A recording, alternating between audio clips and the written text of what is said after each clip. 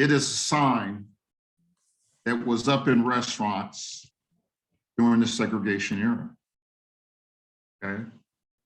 But this conversation is about devaluation and how language devaluates those that are targeted by. People left messages at the Institute, can't we just get past this? That's the past, that's not the present. Can't we just move forward? Well, just a month ago, 30 miles from this campus, a young man was playing basketball in Laguna Beach.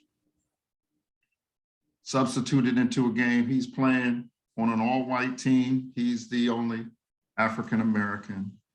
And when he substitutes into the game, he is greeted by chants of monkey and monkey sounds. It happened again February 11th in suburban New York.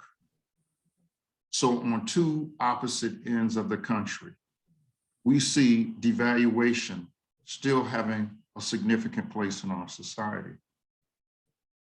And if we don't have a conversation about it, it doesn't stop. This sign was plastered all over the South. No dogs, no Negroes, no Mexicans. It talked about protected spaces, where protected spaces was a right of whites during segregation, during the jury segregation. And what we witnessed during that era is Dr. McLaren going for his PhD at Oklahoma and being forced to sit out in the hallway, having to sit outside lunchrooms. Because you know what? There was no more excluded space than academia. Dogs were welcomed on college campuses, but Negroes and Mexicans were frowned upon. And so we have to look at this time in which there has been a resurrection of nationalist ideology to try to frame white superiority and codified language and white privilege and codified language. And when we see events like what has happened at these basketball games recently, we know that we have to discuss devaluation as racial dogma in our anti-racism struggle. The second thing we wanted to talk about is the candor of race discussion. Even my colleagues in academia are afraid to talk about race for some reason, when academia is supposed to be the last bastion of free discussion. And the founder of Negro History Week, which has transcended into Black History Month, Carter G. Woodson once said, "The education system of a country is worthless unless it revolutionizes the social order.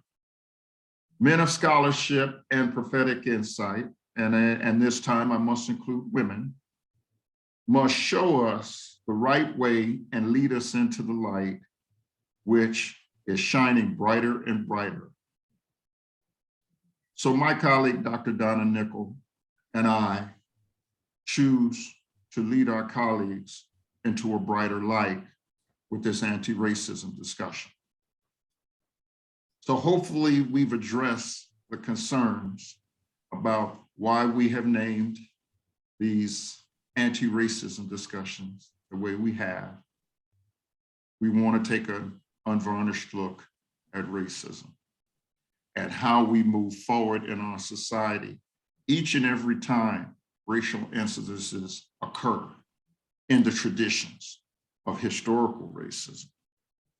So without further ado, I'd like to introduce our MC for this presentation. He is the chair of the Donnelly Institute's Advisory Board's Anti-Racism Committee, and he's been our MC for the previous 2 anti-racism presentations. His name is Dr. Dwayne Davis. Dr. Davis, you may want to lead us in a discussion, a question and answer if people want to put it in the chat before you introduce Dr. Donna Nickel, who will introduce our speaker for today. Good, thank you, Dr. Ahmad. How are you today?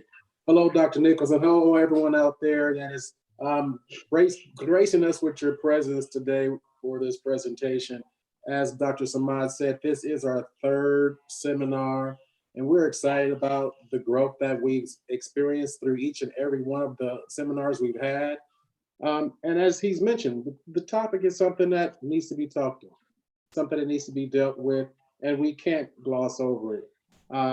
Thinking about just the topic that we have in hand, and our speaker, as well as the individual who will introduce our speaker, Dr. Nickel, 2 very dynamic individuals who have a wealth of information around devaluation and understand how devaluation has worked in the nation and is able to provide their input and insight around how it affects and impacts all of us, not just African Americans, but all of us collectively.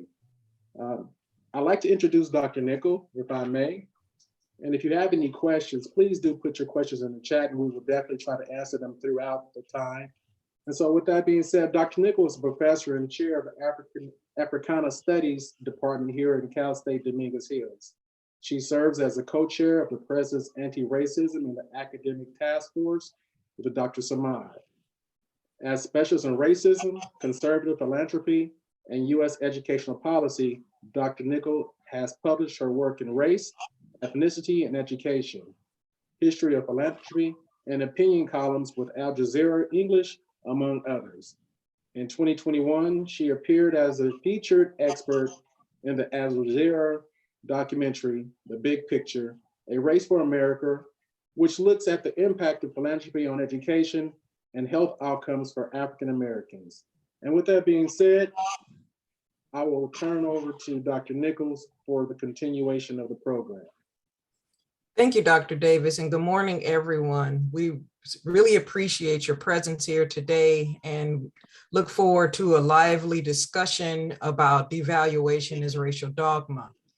If I may, I want to talk a little bit about devaluation as dogma in the present moment and why it is important for us to take a step back and look at those racial symbols that Dr. Samad has used throughout this series to try to jolt us into thinking about the connection between the past and the present. So we have on the flyer a very provocative image of no dogs, no Negroes, and no Mexicans. And yet people think that this is something that is squarely something in the past, yet we just came through a presidency where the former president invoked some of the same type of devaluation language and imagery. He called Mexicans criminals when he opened his campaign for president. He referred to African nations as shithole countries. He has basically emboldened a type of resurgence of white supremacy and a racial discourse that uses violence as a way to maintain control and power. So I don't think it's smart for us as a nation to try to gloss over or look past what has actually happened. You know, there's something in the African-American community of name a thing. And when you name something, then you can confront it. But when you're afraid to name it and hide from it because it seems hurtful or you're embarrassed, you'll never be able to address it head on. And so I think it's important for us to talk about devaluation applied particularly to racial groups that have experienced oppression in this country in various forms, but it continues to this day through this kind of racialized language that harkens back to the same kind of racial stereotypes we had during slavery and even during the Jim Crow era. I do my work around conservative philanthropy.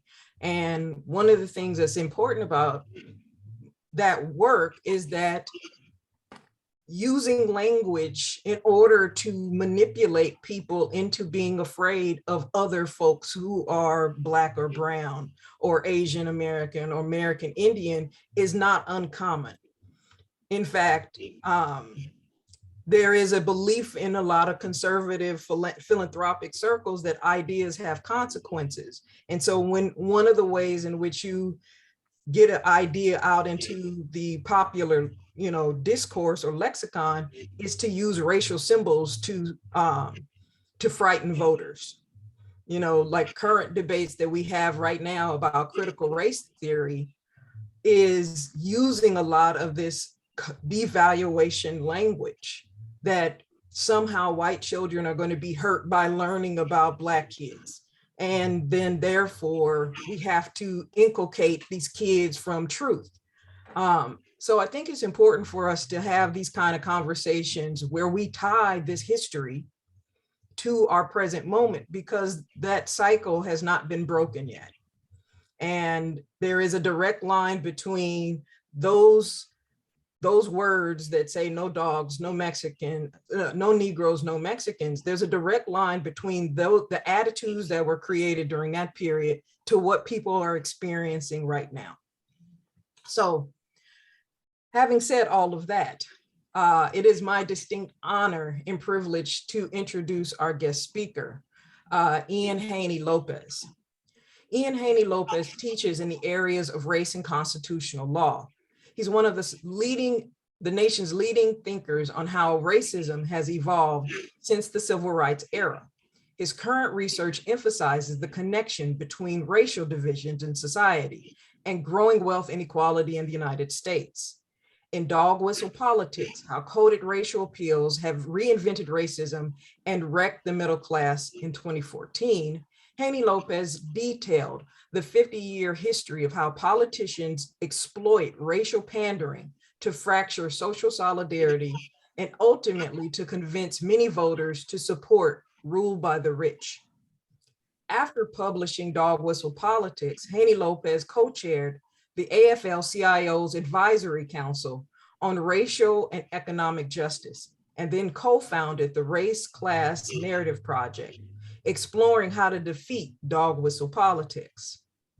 His most recent book, Merge Left, Fusing Race and Class, Winning Elections and Saving America, explains how the political manipulation of coded racism has evolved in the Trump era, while also offering an evidence-based approach to neutralizing political racism and building cross-racial solidarity. Haney Lopez holds an endowed chair as the Chief Justice Earl Warren Professor of Public Law at the University of California, Berkeley. He is also the author of White by Law and Racism on Trial, books that have respectively critiqued the legal construction of white and Latinx racial identity.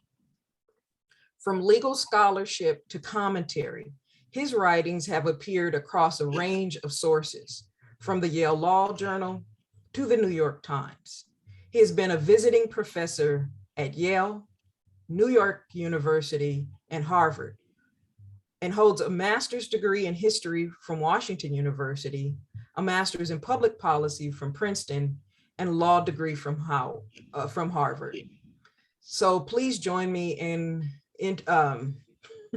welcoming Ian Haney Lopez. Okay, so our speaker is due to come in at 11:30. Oh, okay. So let's address some of the questions in the chat box, Okay. or the Q&A box. And then we'll, when our speaker comes on, we'll go directly to him. We'll let him know he has properly been introduced. Okay. So I am at liberty to read the two questions that are currently present. I'll open it up to whomever would like to answer. And This there's question is- someone who has raised their hand. If you can ask them to put their question in the Q&A box. Q&A box, correct. Question is the fear to discuss racism among Black intellectuals, as Brother Anthony Samad mentioned, a sign of a willingness to support the art kind of people narrative? Okay. Yeah. Well, I'll take that question as I understand it. This conversation is just not amongst Black intellectuals.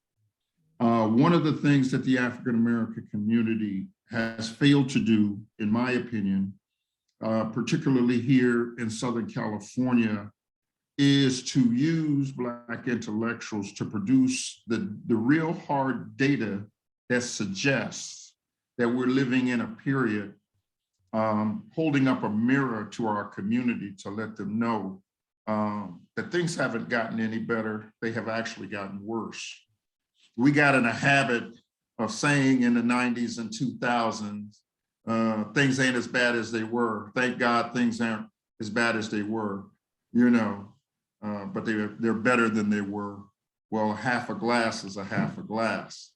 And now we're seeing in the 2020s that half a glass has put us further behind while everybody else has gotten a full glass. We're in the process of a racial retrogression study that shows that African Americans are living in the same era as they lived in 1919, 100 years ago. Okay, and that we have failed to address many of the policy failures that have come about.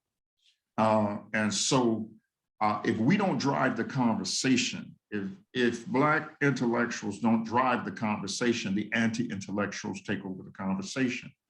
And we see what happens when a nation of anti-intellectuals takes over the conversation, as Dr. Nichol referenced with respect to the 4 years that we had to tolerate Trumpism and the anti-intellectuals that got access to the airwaves and created this new wave of white nationalism. Hopefully that answers your question. Yeah, if I may, I think Kevin is my student. So I think I know where the brother's coming from with this particular question, and that it kind of feeds off of the, oh gosh, Harold Crew's idea of the crisis of the Negro intellectual. And I think that Black intellectuals have been writing and trying to make sense of what has been happening about racism. But I also think that there has been a concerted effort to make sure that Black intellectual work is not properly credited, that Black intellectuals don't get the same type of they don't get the same type of recognition for the work that they do. They don't get the same type of publicity. And let me explain what I mean by that. So you have a situation where in my own field of studying conservatives, there is virtually, I am told, I am the only scholar in the nation that actually studies conservative philanthropy from an ethnic studies perspective. That the majority of people who write about this particular issue write about it as journalists who don't do a deep dive into race. And so there is this kind of blanket assumption that there are no Black intellectuals, which I claim to be, but not always successful, but Black intellectuals are not doing this kind of work because they fear not getting promoted in the university or whatever. But people are doing some really cutting edge work around understanding and unpacking racism, but they just don't get the same kind of attention. We just look at, we had this discussion even within the Institute about our first discussion, which was about for whites only. And so the kind of attention that someone like Robin, what was her last name? DeAngelis got for her work on like anti-racism, but Black folks have been, Black intellectuals have been writing about anti-race work for generations. And so I think that there isn't a fear from Black intellectuals. I think what it is there's a silencing of Black intellectuals. Great, thank you. So this next question, well, let me just preface this with all of our questions are multiple parts. And so I'm reading pieces of them. So as individuals are hearing their question being answered and not hearing the entire question being answered, trying to give all of the other questions an opportunity to be heard as well. And so I'll circle back through a second round to get the second part of the questions as they come up. This question is from Raymond Ely, and it's also a multiple part question. Given that racism has been a part of America's history for hundreds of years, what do we expect to happen now and in the future that is any different? I think Nickel, you can go first. And then yeah, that's a, you don't believe me with that question. That hard question. Raymond, this question is hard, but I'm going to give you this answer. I think that considering now that people of color, and that means all non-white folks, have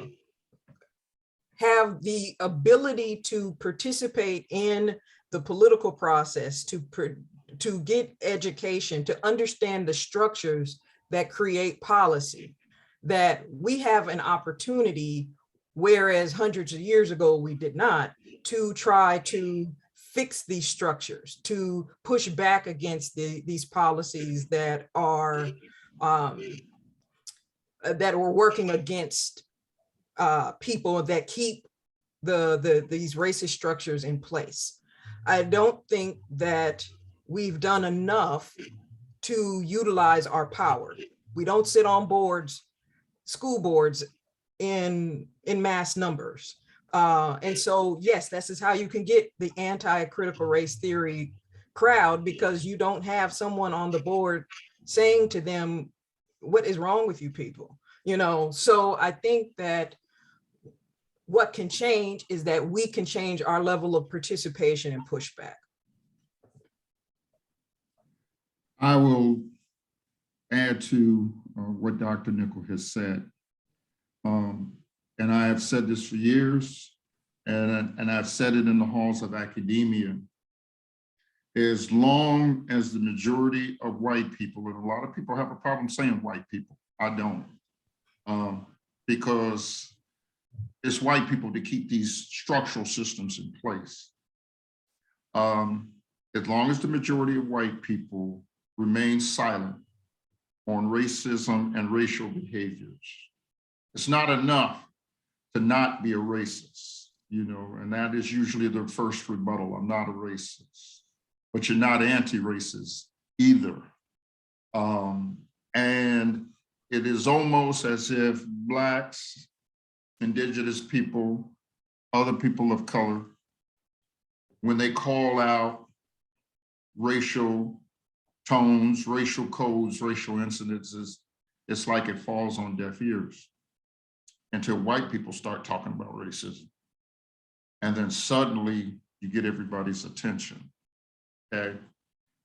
As Dr. Nickel referred to earlier. It's important to have a conversation where everybody's included, not just amongst ourselves, because that's what has happened the last 155 years since the end of the Civil War and the passing of the 15th Amendment. Is the conversation amongst race has been largely dominated by African-American scholars and thought leaders, whether it was Frederick Douglass, whether it was Ida B. Wells, whether it was Booker T. Washington, whether it was W.E.B. Du Bois, okay?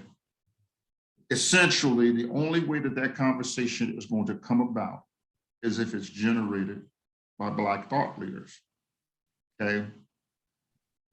The moment we begin to have a conversation and white thought leaders who influence the social engineers that construct the social order want to be a part of this conversation, then we'll see a change in American racism. Otherwise, racism has eternal life in the United States because it was set up that way. And we, when I say we, the inclusive we, people of color, you know, Blacks and Indigenous people in particular, were never meant to be a part of the system. And even when we have these conversations of inclusiveness, whether it's around economic inequality, whether it's around educational inequality, whether it's around social justice and criminality, okay? We're at a starting point where if there is not a significant cultural shift and social reconstruction, we will never catch up. And I think many know that. We're still having elementary conversations about diversity and inclusion. And when I say elementary, I mean only the last 30 years. And we're even regressing in those areas where in the 1990s, you know, people of color, you know, had almost 15% minority participation in contracting in this country. Now it's down to 5. So we're going backwards. We're going backwards in that regard, okay? And so, you know, it's, you know, if we continue to address racism in this hopeful context that one day we'll all be free, but we don't put the work in to reverse course, then racism in America will be around forever.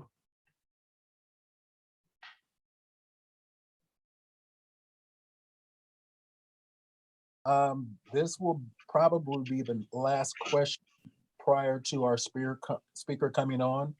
And so I want to pose it and allow the two of you to answer it. This question is from Vivian Price. How do you see the attack on critical race theory as part of a struggle against democratic rights and anti-racism?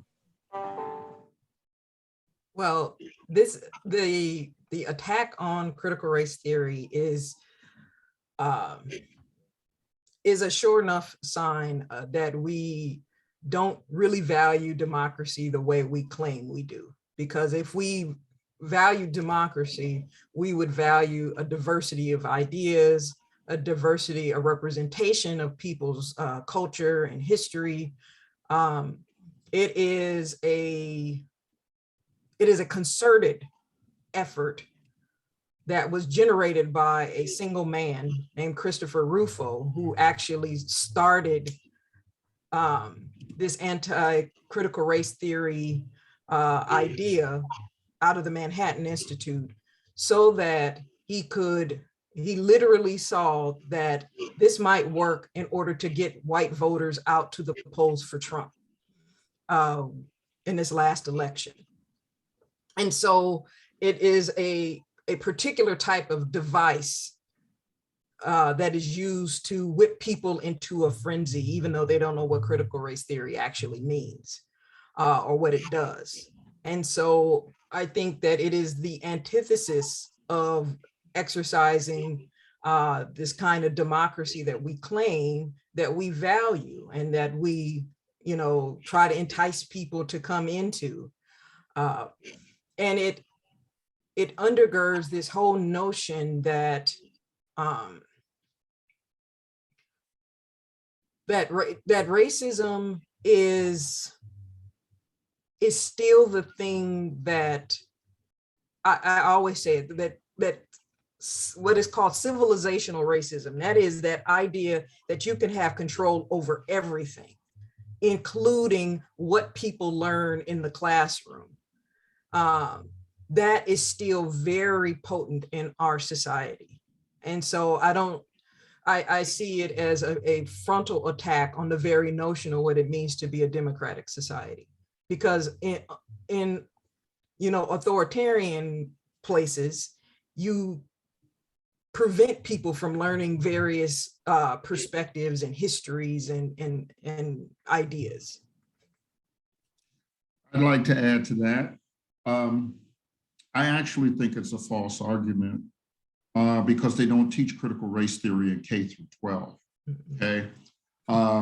Nobody bothered to bring that point up, okay? Critical race theory is graduate learning. When you get into the real critical race theory as around the construction of race, so we have to recognize when false arguments are put in front of us. Because in Texas, the argument around critical race theories was used to begin to purge books, to create books, a book ban list, to determine that there are certain books that were always a part of American culture when we were racially insensitive. But then when literature began to be produced to refute some of those early cultural books, then all of a sudden those books had to be banned, like Toni Morrison's The Bluest Eye and those types of things. And so now you have the status quo, the dominant culture trying to negotiate how we discuss race and if we're going to discuss race, okay? And they don't put enough Black intellectuals in the conversation to refute that argument. They put politicians, okay, who are trying to navigate political environments in which they're trying to get their own legislation passed, but sometimes they have to compromise in order to get so there are some subjects they have to leave alone. So as opposed to killing legislation that looks like book bans and anti-critical race theory conversations, they have to remain silent on it, which is unfortunate, okay? That's my response to that question. I see that our presentation speaker is now on. Dr. Donna Nickel gave you a lovely introduction, but I'll let her say without further ado. Go ahead, Dr. Nickel. You put me on the spot. Or do you want me to do it? I can do it now. No, I can do it. But please, everyone, join me in welcoming, without further ado, Ian Haney Lopez. Hey, all. So it looks to me like the voice is working, but I am not able to start my video. Okay. Oh, no, there I go. Hey, I exist. So, right. I'm just coming in at the end of this conversation, but, let me just say, I just heard the last part of the conversation, the last question about critical race theory. So I want to say two things. First, boo, because I am a critical race theory scholar. And so, yeah, I'm sorry, I actually do teach kindergarten. No, that's not true. All right. So I teach critical race theory. And I write about the weaponization of coded racism in American politics. So I'm sort of coming at this conversation as a critical race, as the target of misinformation, but also as a scholar who studies precisely this sort of misinformation. So I can go, right? This is me. This is time for me to. All right, let me do this. I'm going to share my screen. Let's see if this works. And I am hopeful. There it is. Yeah, people can see it. Cool. Okay, so here's what I want to do. This is me. This is the title of the talk. No Dogs, No Negroes, No Mexicans, Devaluation as Racial Dogma and the Anti-Racism Struggle. I like the title. I like the sort of, hey, we're going to really think about devaluation. I would use language of group degradation, status hierarchy, status competition. But there's a couple of questions I really want to focus on here that are implied in the title. One is this one. Because if you look at the title, No Dogs, No Negroes, No Mexicans, to me, it has this sort of, hey, we're going to think about Jim Crow in Texas, right? Like this is like a Jim Crow sign from Texas from the 1940s. But actually, I think a lot of you are living a reality of not just pervasive racism, not just virulent racism, but racism that seems to be becoming more virulent in 2022. And so one question I want to really surface and talk about is, why is racism getting worse? Right? Why does it seem to be getting worse? And now there's a second question, a second framing question.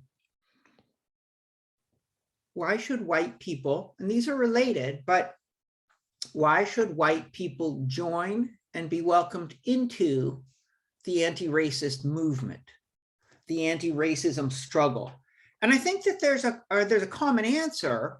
Racism is a great moral evil, and all of us should do our part to contest evil. And I think when I'm talking to you all as undergrads, you sort of young, multiracial generation, that's probably enough. But you probably also recognize that racism has been a great moral evil for hundreds of years. And the majority of white people have not joined the anti-racism struggle. So why might they, if they're unpersuaded by an argument that it's a grave injustice? And related to that, because I'm not just challenging white folks to think, well, what's my stake in this anti-racist struggle? I want to also talk about folks of color. What should be our attitude towards, approach towards, sense of white people who want to join the anti-racism struggle? Because or you probably know, there's this kind of a language in which white people should be allies, but should not be at the center of it, and certainly shouldn't be at the fore of what is conceptualized as a movement by and for people of color. And I want to push on that a little bit. So that's what I'm going to try and get at today. Yeah, all right, let's keep those questions in mind. Here we go. The first question, why is racism so virulent today? How did we get here? And by here, I actually want to talk about three different things. A here in which millions of Americans, millions of white Americans are convinced they would be better off sacrificing democracy, even assaulting democracy. Better off doing that than losing power to a multiracial Democratic Party. How did we get there? But here is also defined in a couple of other things that I think really should resonate with you all, probably does. As I mentioned before, a sense that racism is worse now than it has been in decades and getting worse. And also a sense that the economic system is rigged and that the government and that the rules of the economy primarily work for the 1/10 of 1%, while almost all the rest of us struggle.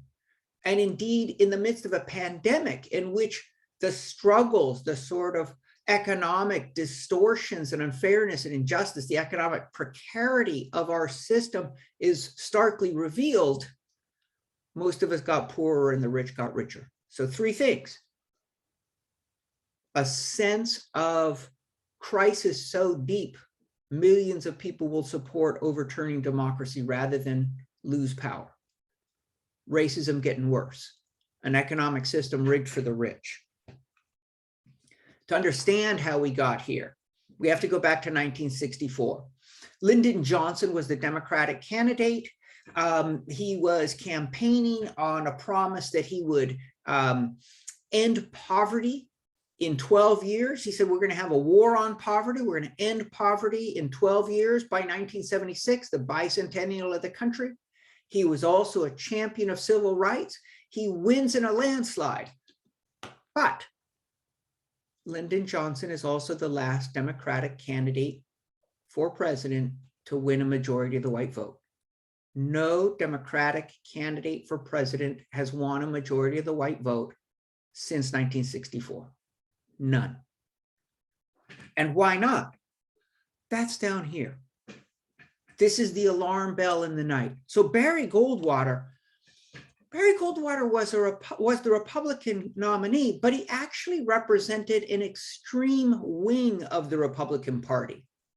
By this point, 1964, the Republican Party had signed on to the idea that government should primarily work for the vast majority of Americans. I know, radical, that government should work for the vast majority of Americans, and that in order to do so, it should tax and redistribute great wealth. It should regulate the marketplace to provide safe working conditions, to prevent fraud and monopoly, to increase the power of working people by supporting unions, and government should also provide routes of upward mobility.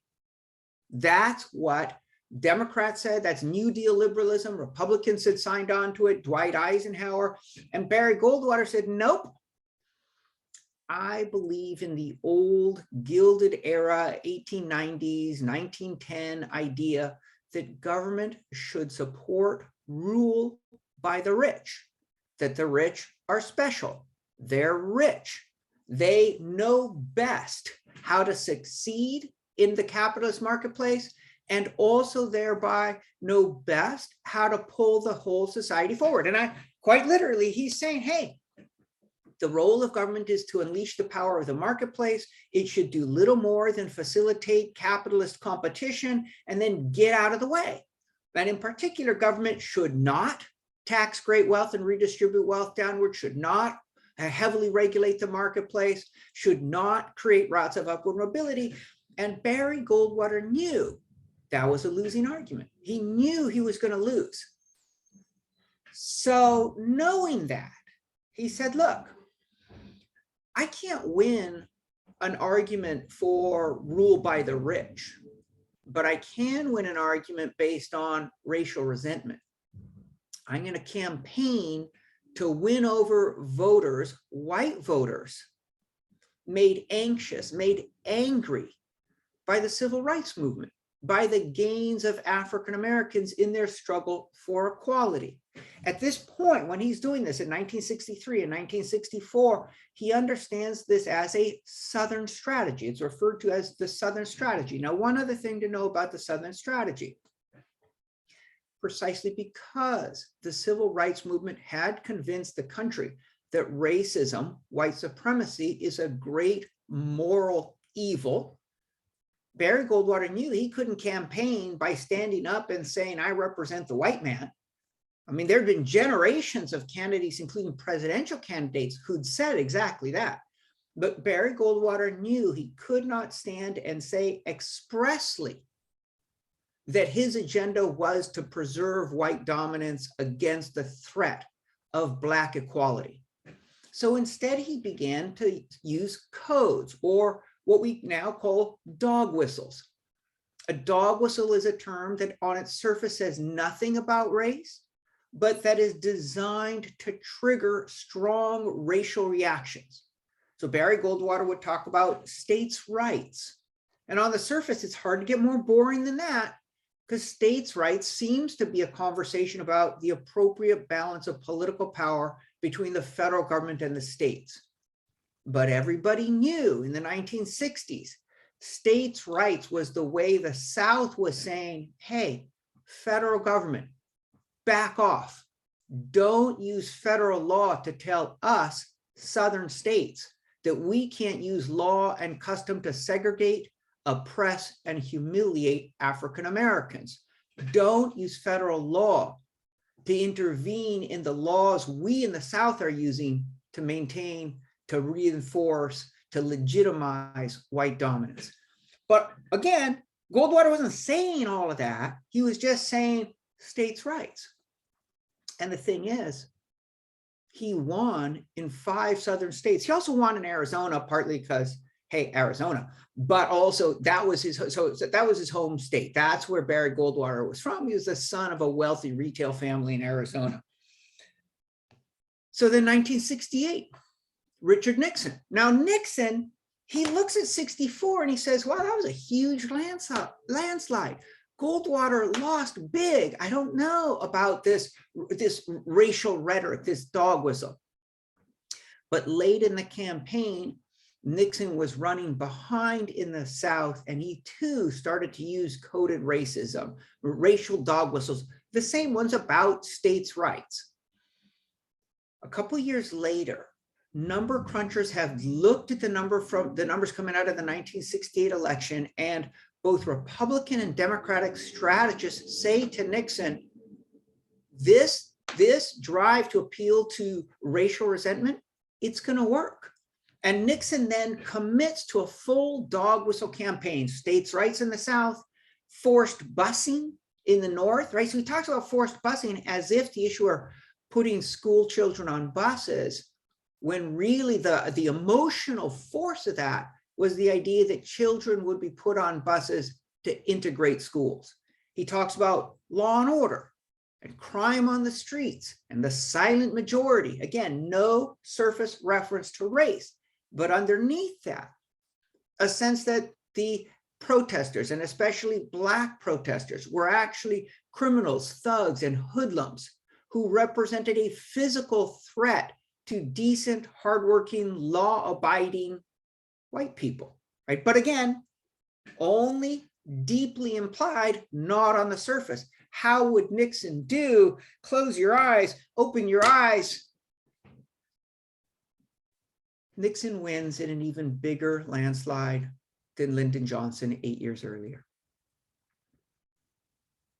This is a tectonic shift in American politics, a tectonic shift, an earthquake. It has reset American politics. Now, in 1972, the issues weren't only race. There was the sort of larger civil rights movement, the women's movement, the war in Vietnam, corruption, questions about the vice presidential choice of the Democratic candidate, lots of stuff going on.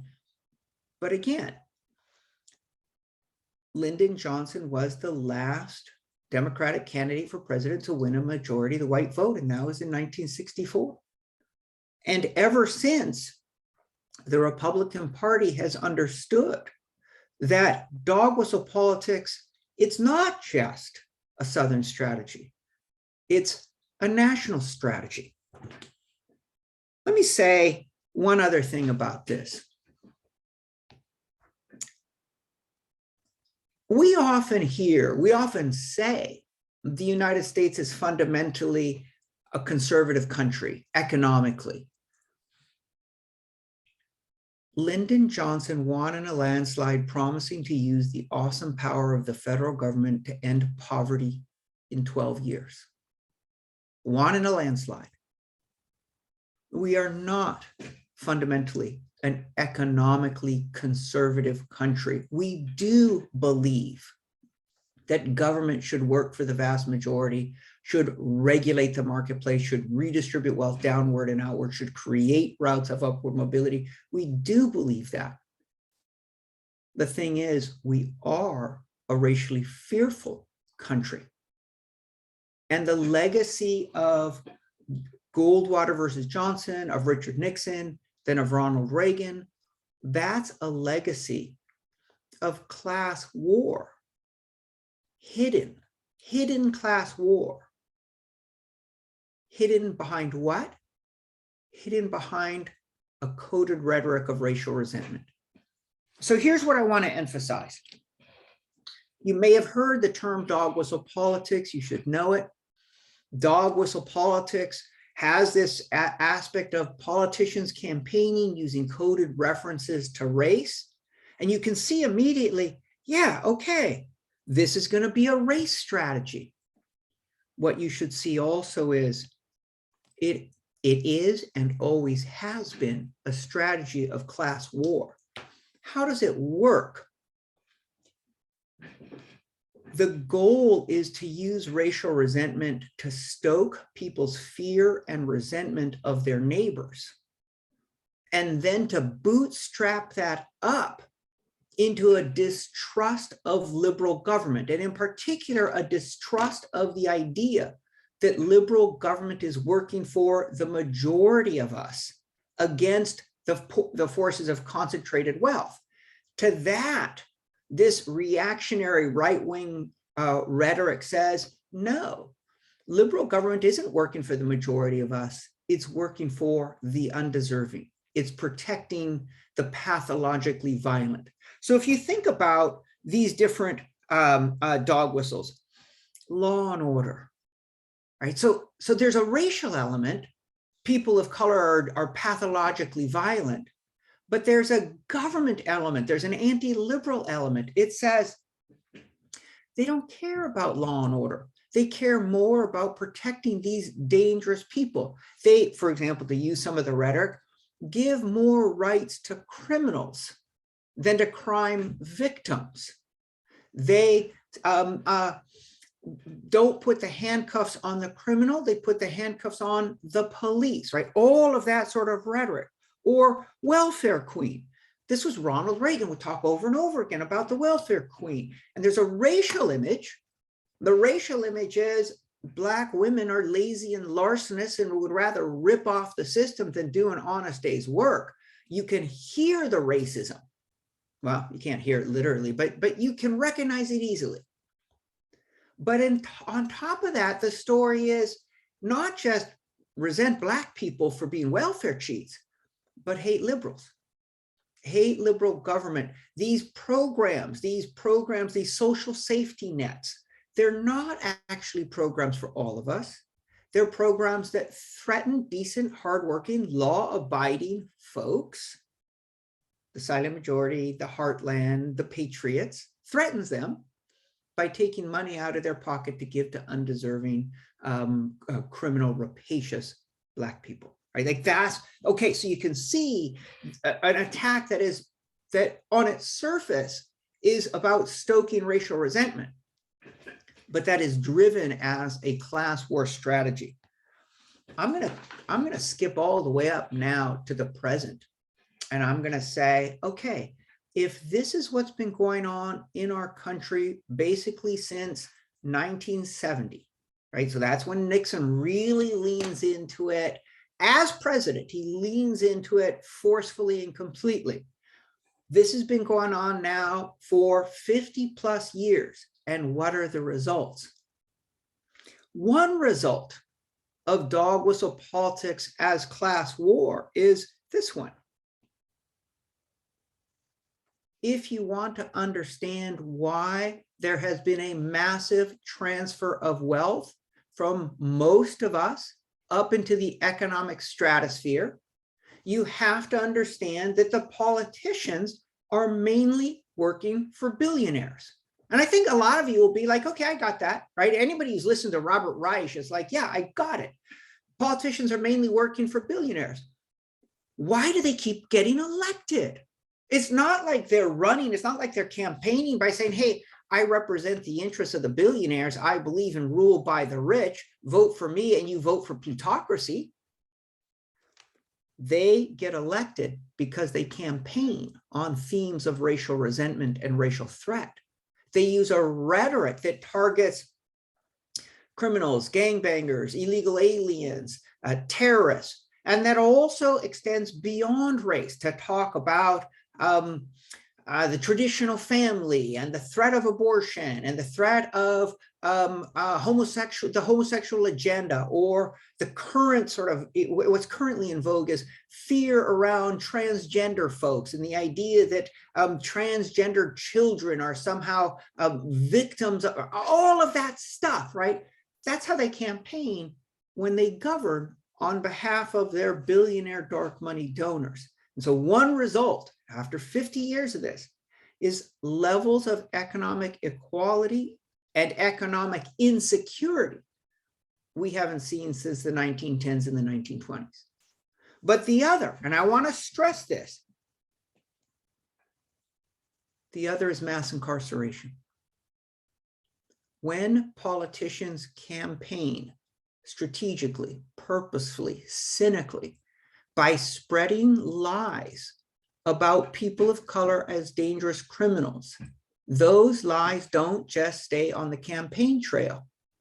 They end up governing through those lies. And in governing through the lies, they remake them out of concrete and steel. They build prisons. They militarize the police.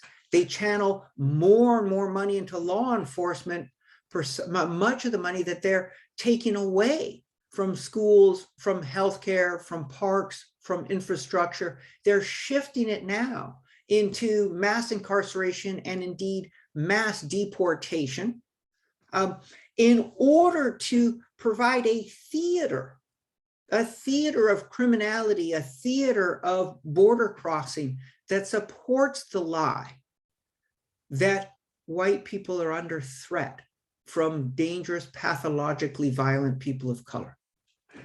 And if you believe that there's hordes pouring across the border who are rapists and drug dealers and have knives and don't respect human life, if you believe that there's gangbangers and thugs and that they have guns and that they're pounding at your door, it's no big jump to go from there to thinking, I can't allow Democrats to gain power. I can't allow the party that is indebted to these dangerous people, the party that won't control criminals, the party of open borders, I can't allow them to gain control of my country. If I have to choose between democracy that puts them in power or insurrection, violent insurrection, the use of violence against government, I just might be willing to choose violence, right? And this is sort of 50 years of this, and we're now at levels of wealth inequality we haven't seen in a century. Skyrocketing state violence against communities of color, combined with metastasizing the cultural racial conflict, and also a pronounced anti-democratic turn to one of our two major political parties. That's where we are. Now, the good news, what does this imply for us? What does this imply for us in this room, for us in California, for us in this country, in this moment? I want to suggest that this story that I just told you implies that we need to rethink our racial paradigm. And that when we rethink our racial paradigm, it will imply a different theory of movement building, a different theory than most of us are pursuing, frankly, a different theory than what I pursued for many years. The dominant paradigm of racism, the dominant paradigm of racism. So I want to be clear at the outset. When I say paradigm and when I say shift the paradigm, I don't mean here's a way of conceptualizing racism that nobody else has had before. What I mean is we need to surface how we're understanding racism when that understanding of racism typically operates as a taken for granted assumption, something that we simply assume and from which we then move with our analysis, but which few of us, relatively few of us, have actually surfaced and critically engaged. And this is important because the way paradigms work is, since they're deeply internalized, since they're taken for granted, they often serve as the default to which we return. All right. And my claim is, and I'd ask you to think about this for yourself. My claim is that almost all of us have a default paradigm that says racism is at root white over people of color, white over BIPOC hierarchy, that it is at root white over non-white hierarchy. Now, when I say at root, what I mean to signal is I understand that racism overlaps with gender, overlaps with class, right? I don't mean to say race is this reductive thing. Race is this only this one thing. Race is a complex phenomena. But when we think about like, what is it at root? What is it mainly? Most of us think, well, racism is like at root, white over non-white hierarchy. And when I say most of us, I think 99% of us. Let me also be clear. As a graduate student studying critical race theory, this is what I assumed. As a professor teaching critical race theory for a couple of decades, this is what I assumed. I assumed this right up until I started studying the weaponization of racism in American politics. All right, I'll get to a different paradigm in a second. But before I do, let me talk about what this paradigm implies in terms of movement building. Okay, so here's this paradigm. We've seen this, that racism is fundamentally white over BIPOC hierarchy. Now, let's talk about how different groups are going to react to that. On the right, this is precisely what they're saying. Racism is a hierarchy over white over non-white, of white over non-white, and we need to maintain that. Now, again, a lot of this is happening in code, although it's less and less coded every day. If you think about like the great replacement theory, that is a staple now for Tucker Carlson on Fox News. The great replacement theory basically says group conflict is inevitable. Some group must be on top, other group or groups must be on the bottom. Whites have historically been on top in this country. Now, liberals are trying to replace whites by empowering people of color and opening the borders to new immigrants who are going to come in and replace the original sort of settlers, heirs, the actual owners of America, right? So this is groups are in conflict. The historic hierarchy has been white over non-white. That's at risk of being upended. This is this paradigm of race. Think about it and now I'm going to say like the racial justice folks. And this is where I came out of. If I think that racism is basically white over non-white, and then I think about racial justice, I end up saying something like this. Racism is in the interest of most whites. Some white folks are willing to reject their interest in maintaining white over non-white hierarchy and to stand as my ally because they recognize it's a great moral evil.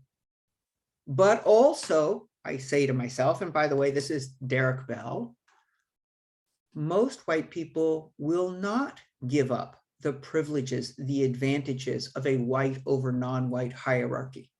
So to fight racism, we must recognize that our main allies are other people of color beset by racism, that there will be some few allies among white folks, maybe 10%, maybe 15%, but that in the main, white people will resist the effort to end racism. And because white people hold the great bulk of power in our society, racism will never end. Racism is permanent. It creates a racial justice movement oriented around the idea that racial justice might never be possible, but that we must fight for it in a way that we know will condemn and alienate most white people. Right? And I hope I'm speaking in a way that I know I'm speaking reductively. I know I'm simplifying things, but I hope I'm speaking in a way that's at least recognizable, that you can say, I've seen that dynamic, or I can sense that dynamic. What I really want you to see is it's flowing out of a particular paradigm. It's flowing out of a paradigm that says racism is basically white over non-white. So that's one part of what's happening in our world. Here's the other part. You get a lot of folks, especially white folks, but not exclusively, who say, if you keep condemning white racism, you condemn progressives to being politically powerless. White people do hold the bulk of power in this society: economic, political, cultural, electoral. Even among Democrats today, the majority of Democratic voters are white voters. And so you get a set of people who, and let's be honest, this includes many people who are just not all that comfortable talking about racism anyway. But what they're saying is, hey, racial justice folks, stop talking about racism. Because when you talk about racism, you cost us the support of the majority white voters. We need their support if we're ever going to have enough power to actually govern. And so what they end up saying is, and not expressly, but they'll use rhetoric like, I'm thinking David Shore right now is the classic. We need to say what's popular. And you're like, well, that's so obvious, it's boring. And then he says, oh, let me explain. What's not popular is racial justice, like criminal justice reform or immigration reform. What is popular are policies stripped of identity that seem to help white people, right? So it's like that. He's saying, talk about things that appeal to white voters and does not alienate them by surfacing racial justice. In effect, what we need is white support that requires, I have here, even if we sacrifice, but the argument is actually more forceful than that.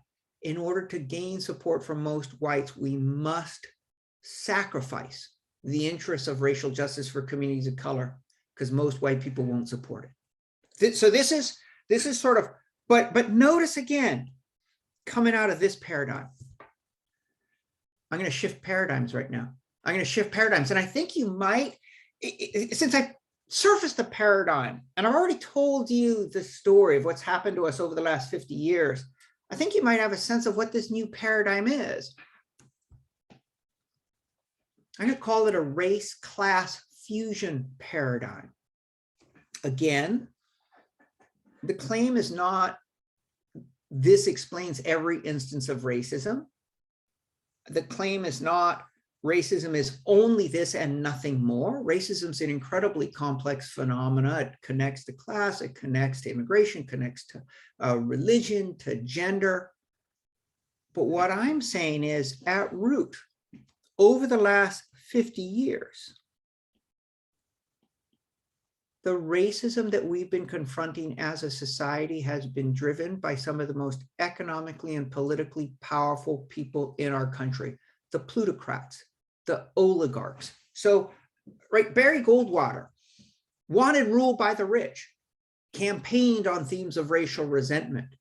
And once Goldwater paved the way, that became the model for these dark money funded think tanks. Think groups like the Heritage Foundation. Heritage Foundation, funded by dark money, wanted to give control over government regulation to corporations, cut taxes for the rich. So in the 1980s, their playbook included just those policies, but also a tax on affirmative action and a tax on welfare. Or earlier, before I spoke, I think it was Professor Nichols was talking about Chris Rufo and the Manhattan Institute. The Manhattan Institute is funded by dark money billionaires who promote what they say is a free market analysis. So why are they lying, right? Why are they lying about critical race theory being taught in kindergartens?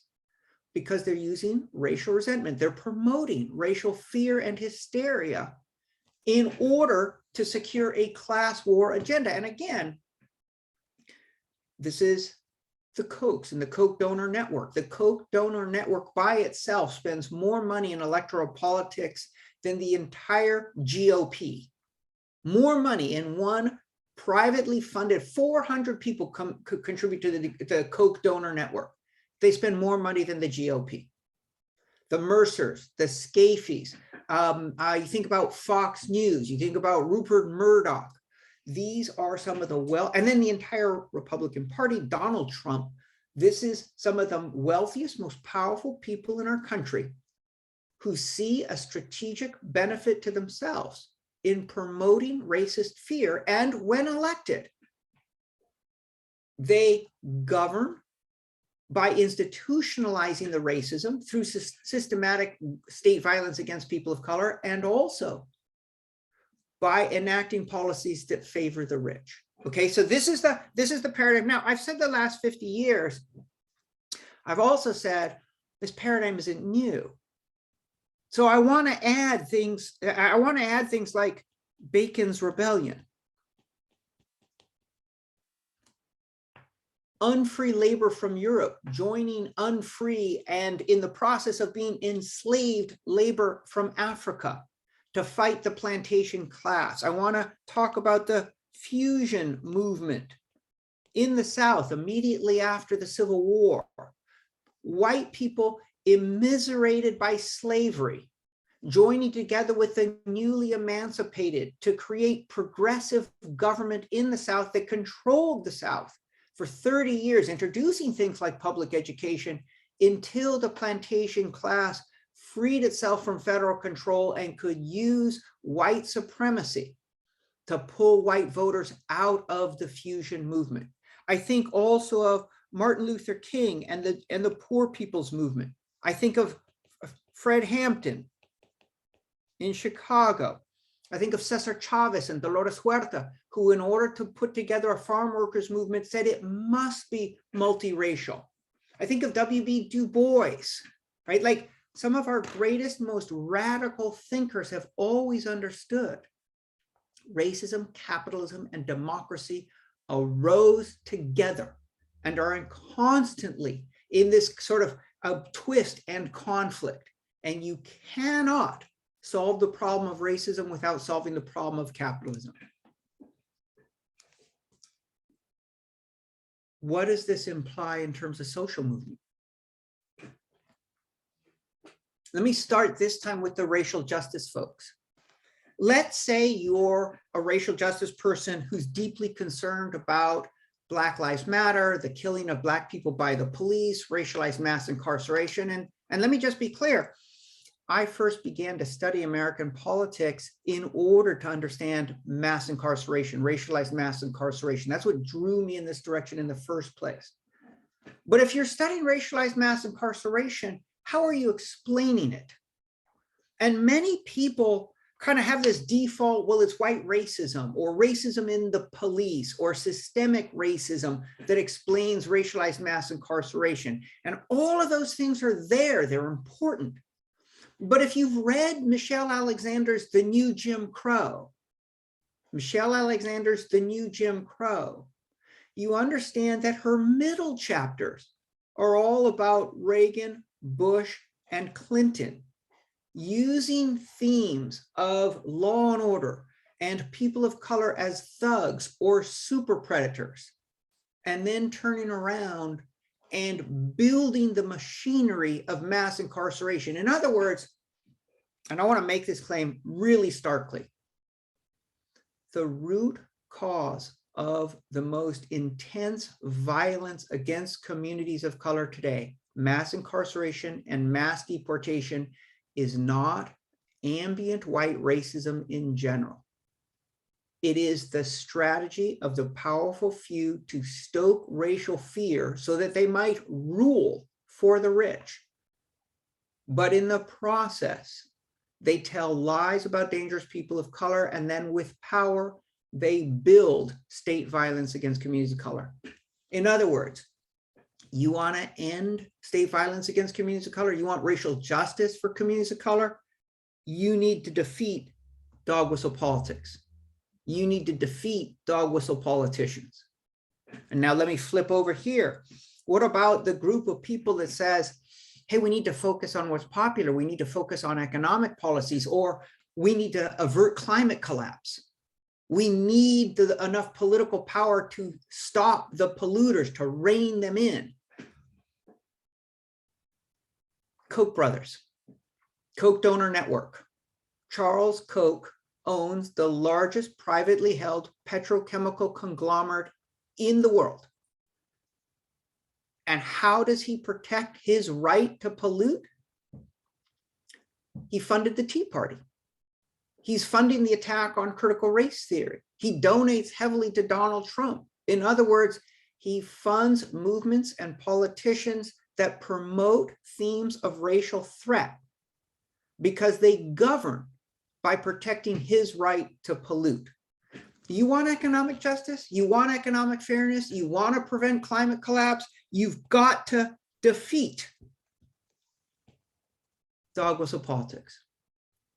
And what is dog whistle politics? Those people who intentionally stoke social strife so that they can govern in the interests of the wealthy, of the 1/10 of 1%. Okay, pause for a second. Great in theory, will it work? Like, hopefully this is kind of where you're like, okay, I hear you. You're saying we've got a common enemy. Racial justice depends on fighting these folks who are intentionally stoking racial division. Economic populism, averting climate collapse, effective public health care requires fighting these people who stoke social strife so that they can turn us against each other while they rig the system and laugh all the way to the bank. I hear you. Can it work? This is going to freak you out, but as an academic, I actually left my academic office, and I've spent the last, well, since 2017, actually since 2015, I started working for the AFL-CIO as a consultant. AFL-CIO said they wanted evidence that this would work. So in 2017, I hired pollsters to run focus groups. I hired a communication expert to try and test a narrative that would express this idea to American voters. Race-class fusion politics. Does race-class fusion politics work? Here's the structure of the current political conversation. This is the sort of right wing, liberals give goodies to lazy, dangerous people and preach hate.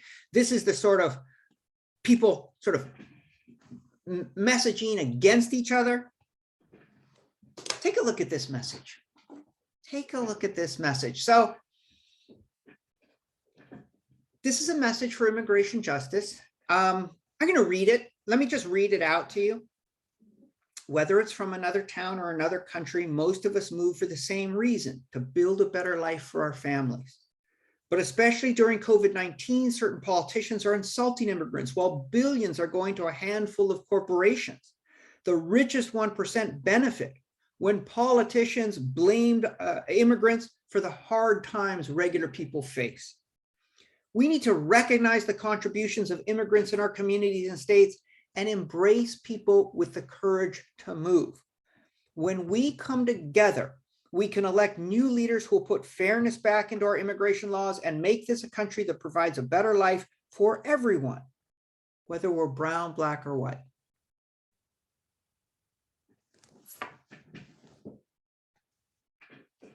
This graph has a lot of information. First thing I want you to see, this is the immigration message that I just read you. This is the immigration message that I just read you. What you're looking at is a graph of dial testing. So this is really common in the world of political polling. You read somebody a message, just like I read this message to you. You give them a dial and they can turn it up above 50 if they feel warmly towards the message, or they can turn it down below 50 if they feel coldly or unpersuaded or hostile to the message. And what you can see is that persuadable voters of all races, for Latinos and for African Americans, this was the most persuasive message they heard. Now, let me add, This was a focus. This is a research that I did in the summer of 2020. I was primarily interested in how Latinos were responding to political messages. So this is based on a sample of over 1,100 Latinos. I also did over samples of whites and African Americans, precisely because my theory of change is that it must be multiracial, that we should not message to racial groups in isolation, that we need to talk to people in a way that creates enthusiasm for a multiracial movement. I did not in this study specifically measure the impact of this sort of message on Asian Americans or Native Americans, but we'd done that in a previous study. And the AAPI community and the Native American community also respond to this sort of a race class fusion movement as a compelling message, right? It's the most compelling message they hear. Okay, so start with this. Race class as a message is the most compelling people hear. Compelling compared to what? Compelling compared to what? So this message over here, the one in red, is a standard dog whistle message. We ask people to respond to a dog whistle message. And what I want you to see, and this is sort of, should be frightening, across racial groups, there's almost uniform receptivity to a standard right-wing dog whistle message. A lot of us, especially if you're studying race, a lot of us will say, wow, when a politician talks about illegal aliens, thugs, gangbangers, and welfare queens, they're really blasting out a racial message. That's right. That's absolutely right. But we're not the typical voter. The typical voter doesn't have the benefit of a critical education in race and how race works in code. For the typical voter, if somebody says, we need to be protected against terrorists, against illegal aliens bringing drugs, against gangbangers, and we should stop giving money to welfare queens, a typical voter says, yup, that's common sense. And that's what you're seeing here, all the way across. You're seeing voters of all different racial groups saying, yup, it's common sense that I need to fear my neighbors for being dangerous or for being undeserving. Okay, now, a couple of things that are really striking here. Notice, oh, and then, sorry, let me also point this out. This black line, that's the typical white racism is the problem we face message. It loses big among whites. No surprise there. It also loses among persuadable voters, all racial groups, right? Because whites are going to be a big component of that. Another thing I want you to see, two more things, and then I'm gonna summarize, and then I'll stop and we'll move to Q&A. Two more points. One, this is unbelievable. As a result, voters, including white voters, have been bombarded for the last 20 years, the last 30 years, if you're in California, with the last 30 years, with rhetoric that says immigrants are dangerous, slam the border. And yet, among all whites, when they hear the immigration message you just heard, it tied the dog whistle fear message, and it tied it the first time they heard it. And you should know, and maybe if you've taken psychology classes, you do know social psychology classes, there's a familiarity bias. We tend to agree with things that we've heard a whole bunch, which is part of the strategy of the big lie, just repeat it often enough, a familiarity bias. When people hear an unfamiliar message that the hysteria around immigration is part of a divide and conquer strategy that threatens all of us, they feel equally convinced as they do when they hear a immigrants threaten us message that they hear repeatedly and have heard for decades. That's huge. Here's the other thing that's huge among African Americans. We don't talk about this too much, but African Americans, and especially African American men, feel deeply threatened by immigration. They see it in the light of economic competition. And one of the strengths of the anti-immigrant message is that it's been able to pick up support from the African-American community. And yet here we have a message that performs, that is the most popular message among African-Americans, more popular even than the sort of white racism is the problem we face message. Let me add also this, which I think a lot of people don't recognize. 1 out of 5 African-Americans is themselves an immigrant or has a parent who's an immigrant. So this message that says immigration is about all of us, and when we reject the lies, we can take care of our own families, whether we're white, black, or brown, incredibly powerful. Not just with Latinos, as you would expect, but with white voters and with African-American voters as well. Here's the way I'm going to summarize this. The message I read you is pretty dense, right? It's like this whole paragraph, it's long, and you're like, well, how do we, da, da, da, da. This is the message. This is the message. This is race-class fusion politics. Division is a threat to all of us. To take care of our own families, to build our communities, to achieve anything we want to achieve, racial justice, economic populism, a sustainable environment, we must unite. And unite how? Unite expressly across the lines of division being weaponized against us. That's both the message and also the theory of movement building. So let me come back, and I'm going to end here. Why should white people join an anti-racist movement? They should do so to take care of their own families. White people should recognize that the greatest threat in their lives, the greatest single threat in their lives, is anti-Black racism, because it's precisely the weaponization of anti-Black racism that is convincing so many of their fellow citizens to vote for politicians who are rigging the economic rules for the 0.1% and who are driving our climate into collapse. At the same time, how should people of color welcome white people into the anti-racist movement? People of color, racial justice activists need to move away from the sense that white people are only allies and do not have their own stake. White people should be welcomed into the anti-racist movement as equal, valued partners, pursuing their own interests, but also joined together in the sense that racism is a great moral evil. In other words, a truly multiracial movement for democracy is a movement in which white people see themselves as needing to and are as accepted as indeed being equal, valued members. All right, I'm going to stop there. We'll go to Q&A. We'll see what happens. I'll stop sharing too, so we can stop sharing the screen and that way. All right. Well, Dr. Haney Lopez, that was an outstanding presentation and consistent with what Dr. Nickel and I have advocated in this anti-racism series, is that we have to talk about it in the most candid and factual ways.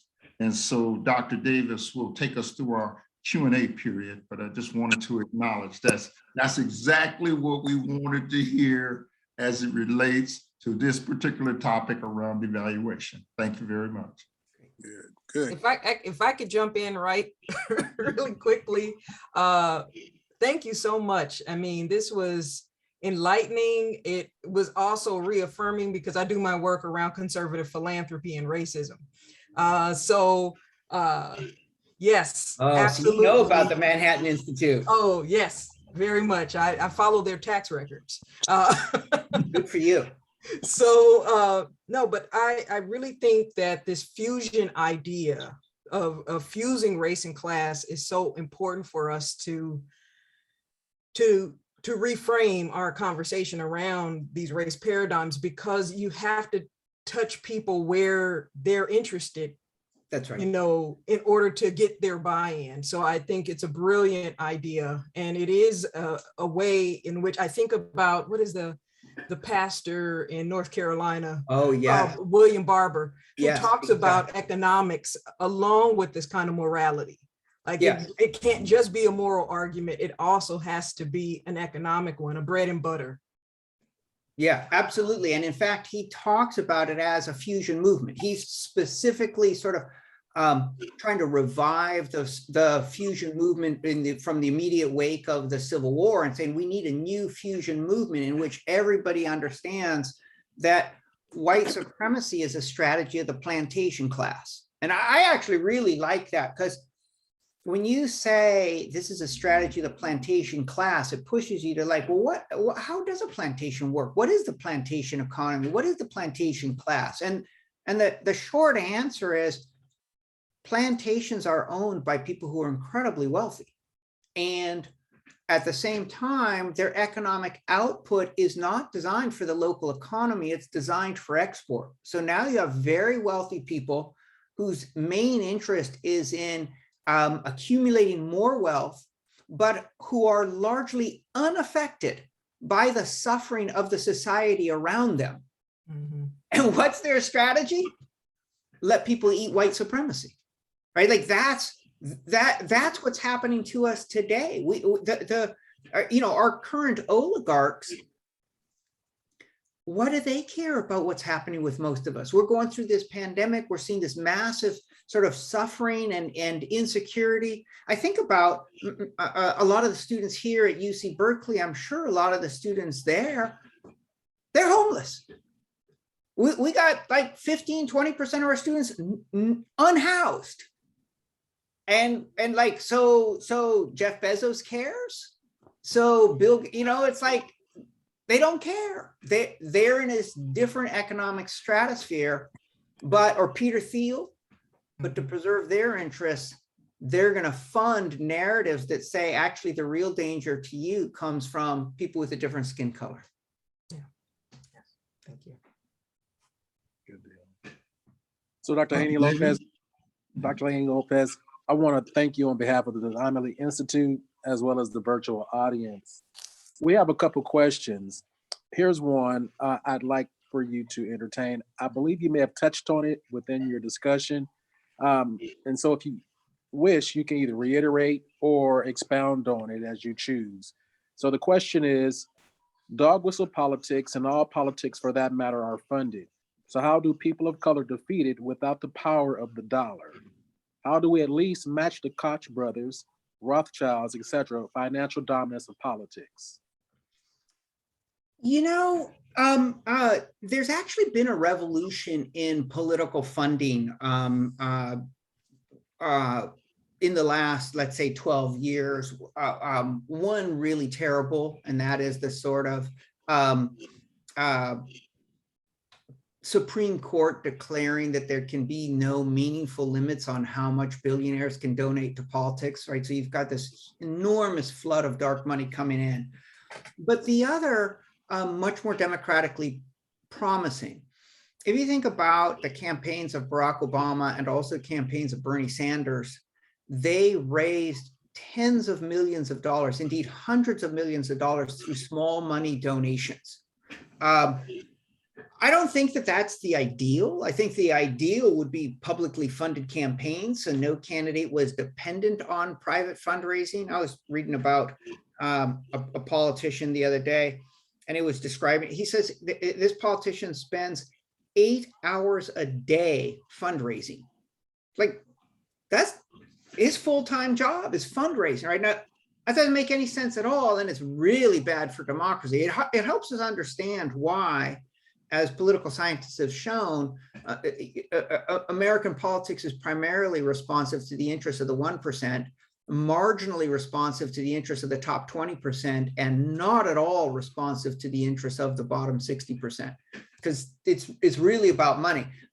But that said, we should understand, yes, there are enormous sums of money entering politics from the billionaire class, but at the same time, through social media, we've seen the power of small money donors to put together like very powerful, very well-funded campaigns.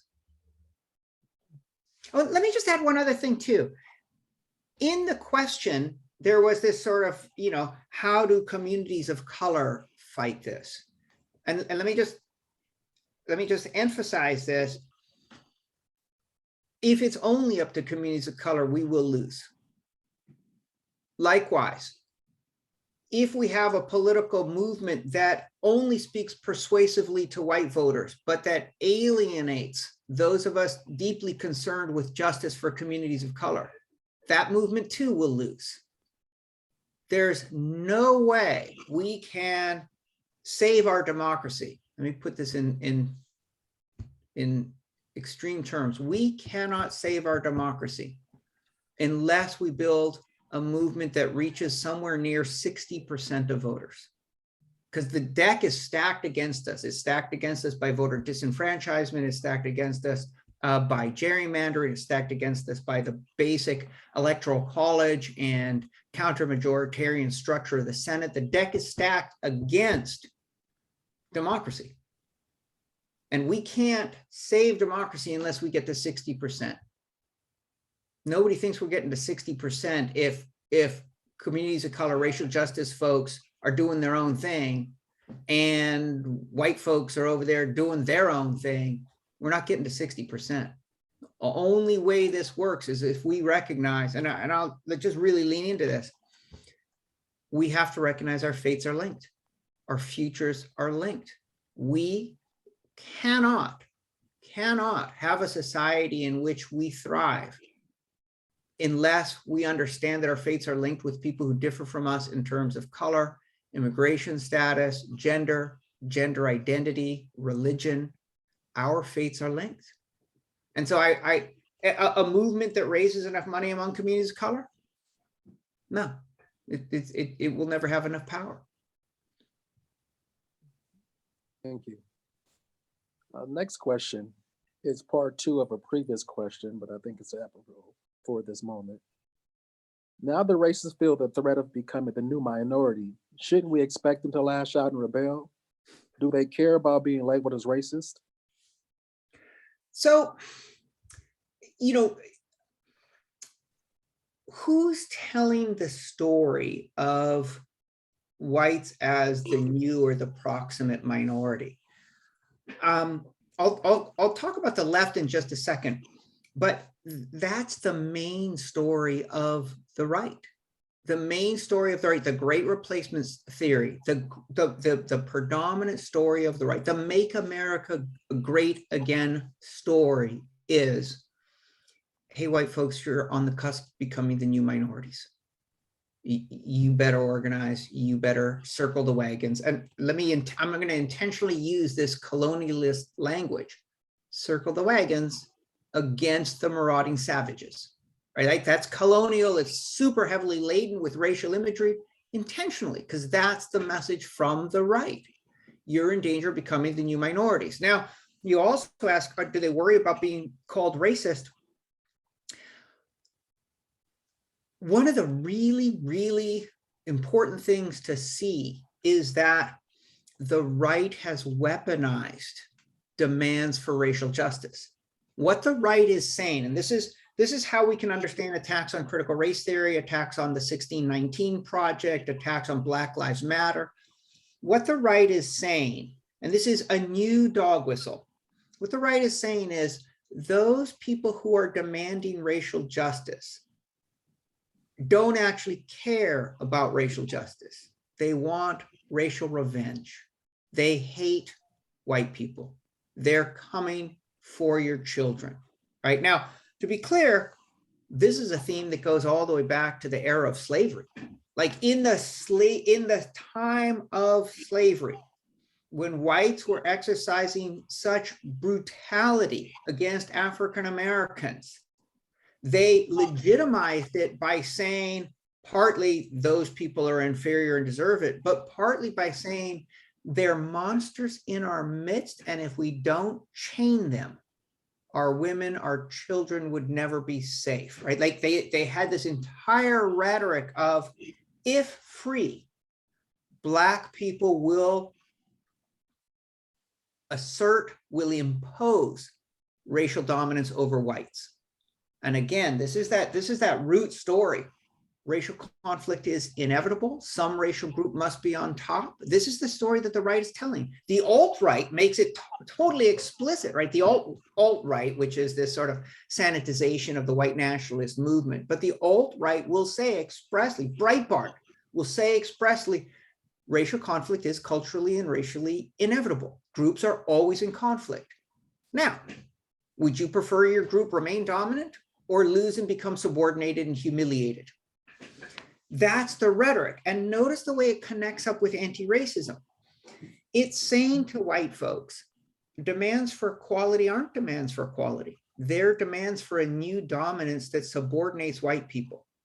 So when people of color demand racial justice or accuse any of you of racism, you know you're not racist. You know instead they're coming for you. They want to put you down. They want to insult you. They want to enslave you. There's just this amazing, I don't know if you probably didn't see it, but Tucker Carlson is busy defending Putin. How does he defend Putin? He said to his viewers, has Putin ever called you a racist to your face? You're like, boom. Like there's this autocrat dictator launching a war, invading a country, doing everything he can to destabilize the West. And to defend him and to distract and to agitate his viewers, Tucker Carlson says, somebody demanding racial justice is a bigger threat in your life. Critical race theory is a bigger threat in your life because critical race theory calls you a racist, right? Like that's the power of that language. Now, what happens then if the right is saying, we're locked into racial conflict, some group has to be dominant, whites are an impending minority, circle the wagons. What happens if the left rolls up and says, hey, demographic change, good news, we're the new majority, it's our turn. It's our turn. White people, you're the new minority.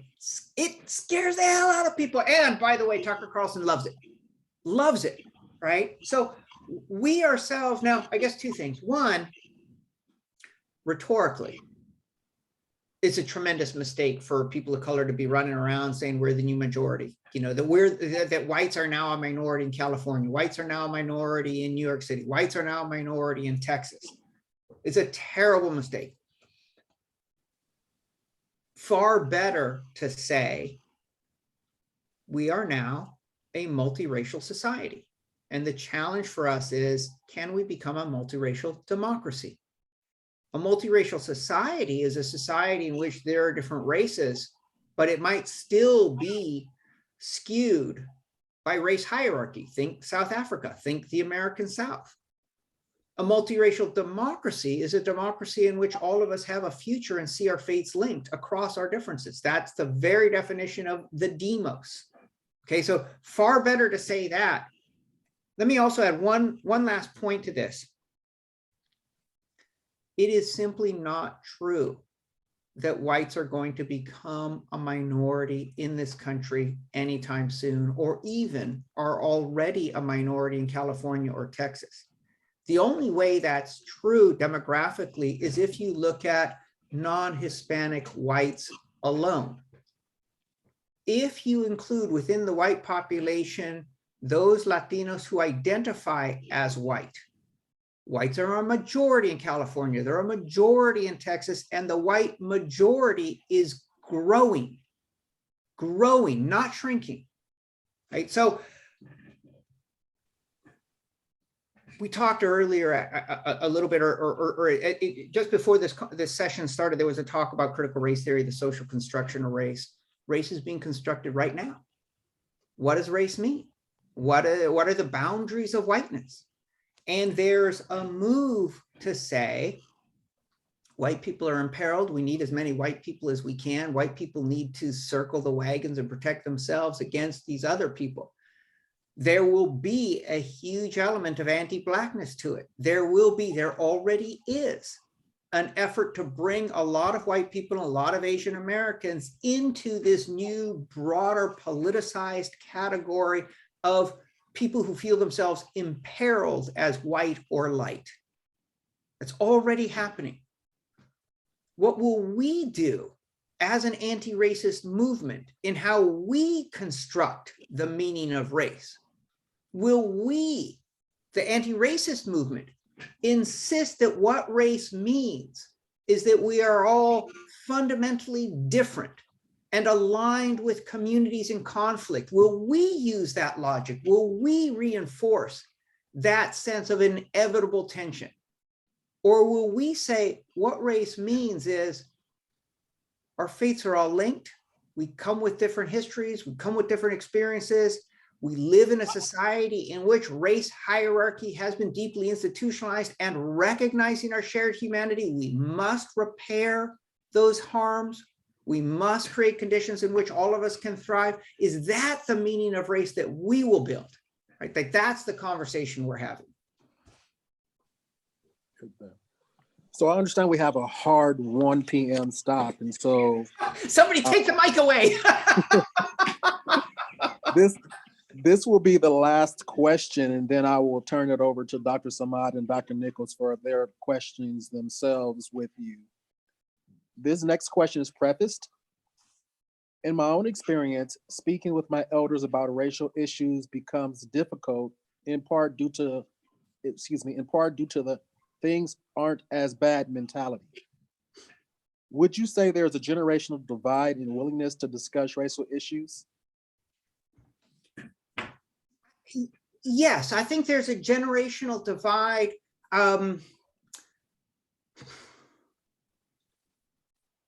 It's cutting in a couple of different directions. I think on the one hand,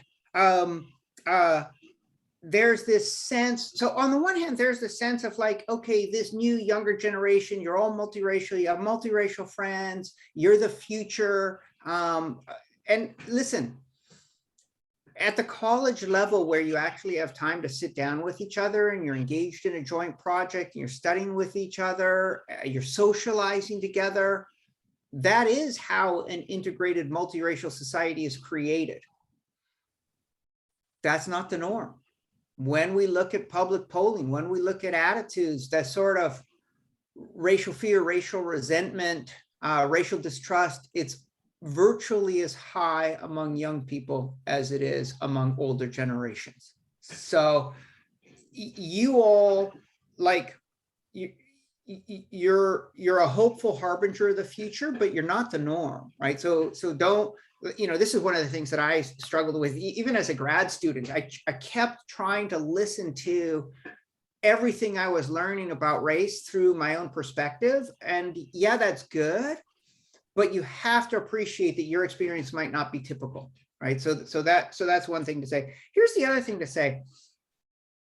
There is this big generational difference that connects up, I think, with race and the economy, and the pandemic and the environment. That's really, really important.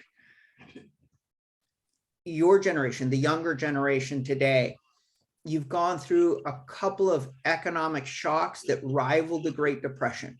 You're in the midst of a global pandemic. You are coming of age and looking for jobs in a society in which wealth is skewed towards the very, very rich. You're deeply fearful. Like when environmental folks say, yeah, sea level will rise by 1 foot by 2050. You're like, in 2050, I'm gonna be here, right? Like this is me, this is my children.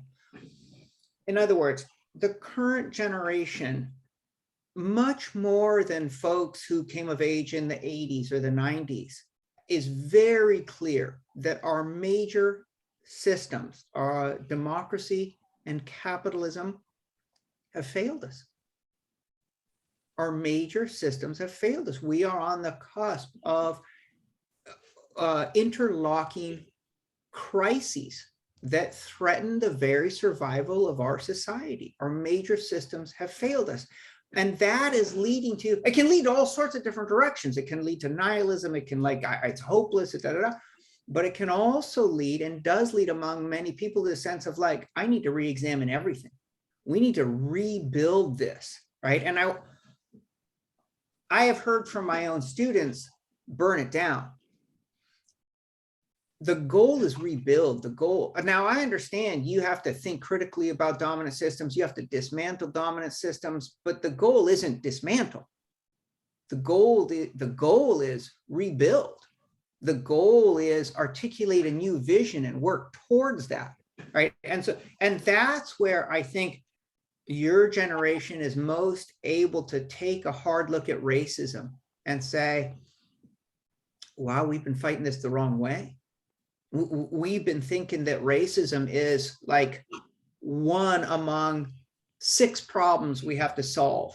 And maybe for communities of color, it's their main priority, but that's them. But, or maybe if you're Black, you fight this sort of racism. Maybe if you're Latino, you fight that sort of racism. But we've put racism over there in its own little silo. And we've said, yeah, we'll get to it. If it's a priority, focus on it. Otherwise, we'll get to it.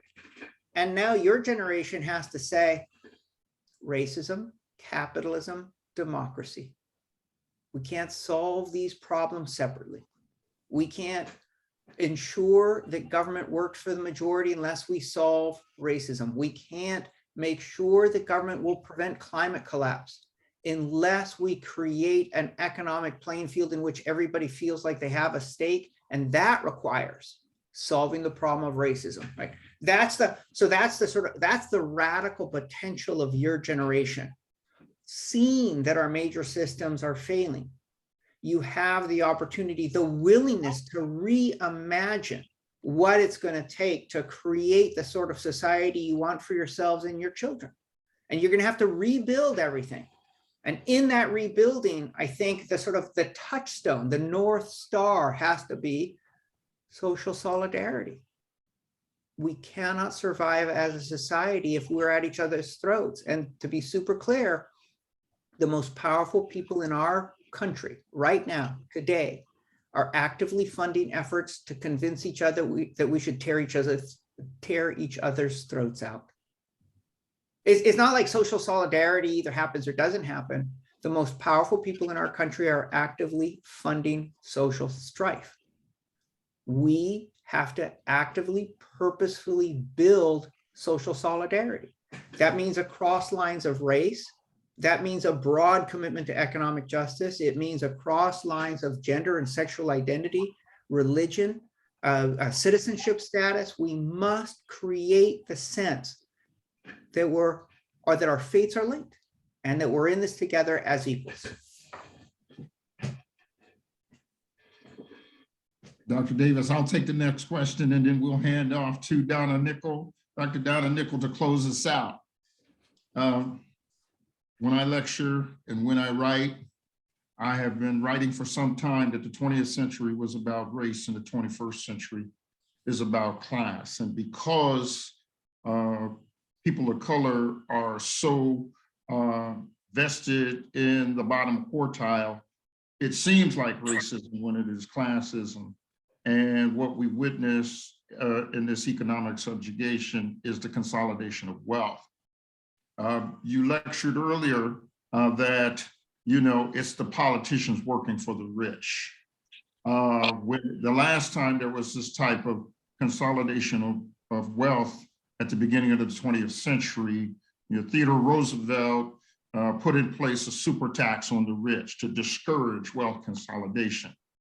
Do you ever see in this period the wealth skew that is currently in place correcting itself?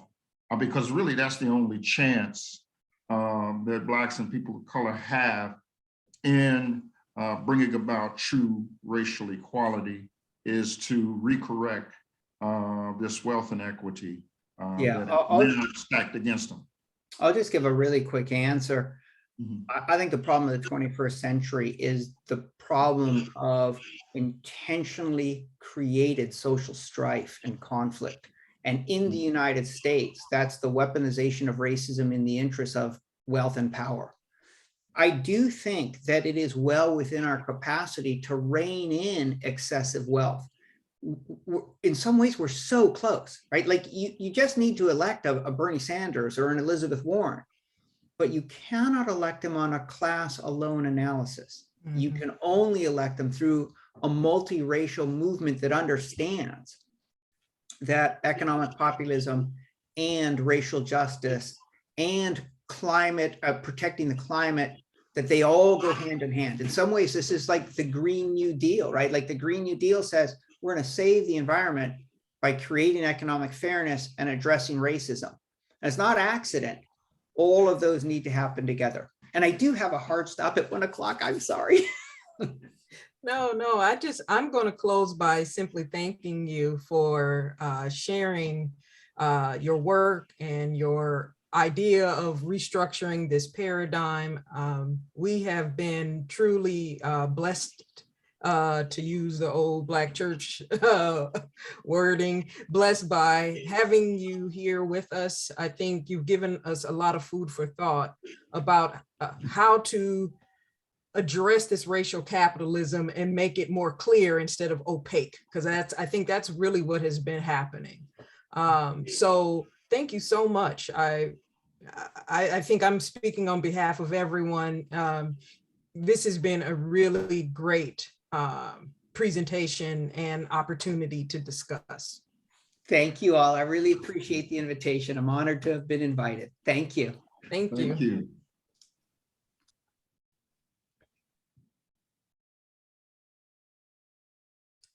And with that, thank you all for participating.